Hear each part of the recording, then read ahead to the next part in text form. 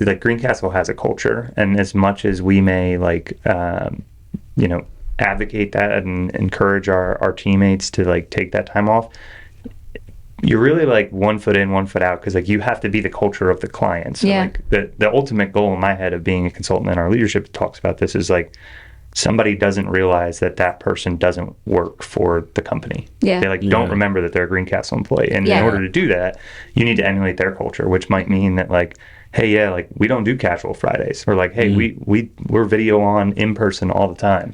So like, it's partially like you got to be the chameleon. So like that might mean that you're trying to juggle. Well, I'm supposed to, Greencastle's telling me to take time off, but client is telling me that like this is the most important thing, and it doesn't matter that the day is Saturday or Sunday. Like that could definitely be a problem for that. But I think I mean, I guess that's the answer to that problem is like you guys have both alluded to. It's like having the more robust systems and processes you have in place, and like if you're organized and you've got your products in place that's accessible, and you've trained the people around you on like, hey, if I'm not available, this is where you go to find this specific Excel file, and this is the exact filters you put in to find the exact piece of information that you're emailing me about. But the more you can do that and like train the folks around you, the higher your chances of actually like getting to enjoy that time off. Versus, Be prepared for sure. Definitely. Can't just like pull the emergency cord and be like, I'm out. Be shocked when everyone's like, wait a minute. That is true. Have you guys had any PTO stories where you thought you were on PTO, but in actuality you were just like busting out work hardcore? I mean, I've definitely taken calls on PTO. Like more when I was on the client side. But that was just also it's like I really cared about my client, and I really liked who I was working with, and I didn't want them to feel like I wasn't supporting them, the project, and the team at the time. So I didn't really mind it. I didn't feel like I was in a situation where they were like jerks and they were like not being respectful. It was like, all right, I'm going to help out the team here, and like it's not going to ruin my PTO, you know? Makes sense. What about you? Me, I remember I was in California, maybe it was last year, it was one of those times, and I was in the bedroom editing a podcast episode, like just going after it. It was just like, it got to a point where I mean, I've been doing video for well over 20 years, so I actually kind of find some bit of comfort in editing and all that stuff. I can't even watch a TV show without seeing the edits. I'm like, cut to the next scene.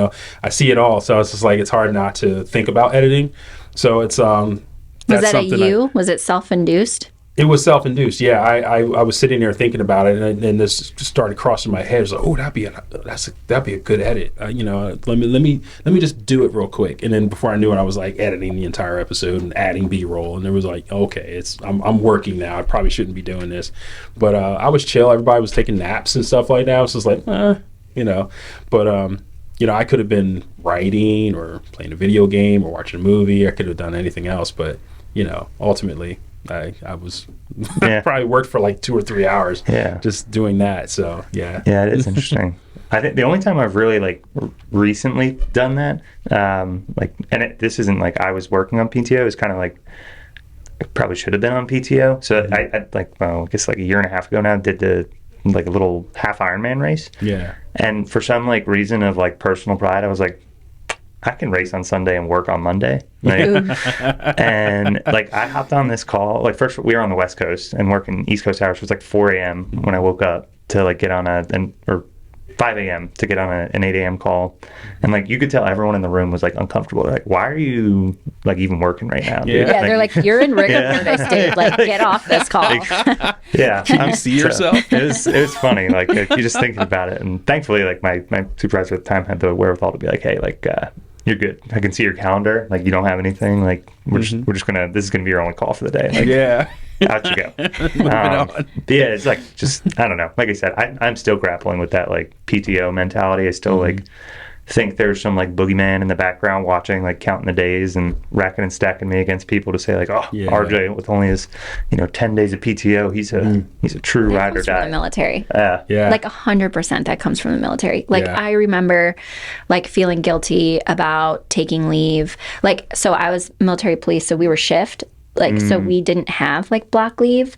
And so if I was, you know, a company commander, or if I was a lieutenant or whatever, like if my guys were taking leave, like I didn't want to, like someone had to be there. You know what I mean? And like, I would rather like my first sergeant at the time, or, you know what I mean? Like, it's just, you feel kind of guilty. Yeah.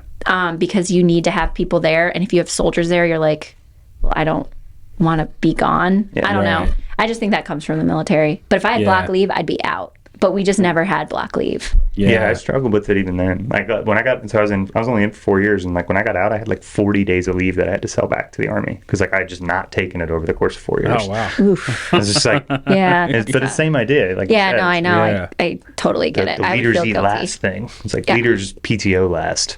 Yeah, like, yeah. And it also comes from the culture of like your leadership in the military at the time too. Like if you had a battalion commander that was like, wait, what are you doing? Yeah. You know what I mean? Yeah. Or I had a battalion commander who I loved.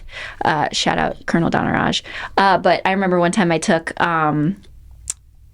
leave, and she was like, hey, are you going to be completely unplugged, or are you going to stay like plugged in a little bit?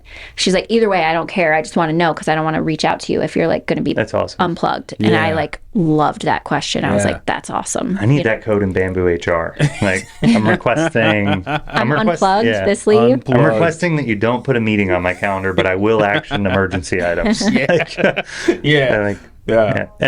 to be clear, like we don't have a culture like that at all. This is all like personal baggage that I bring to this place where like nobody's counting my days off at all.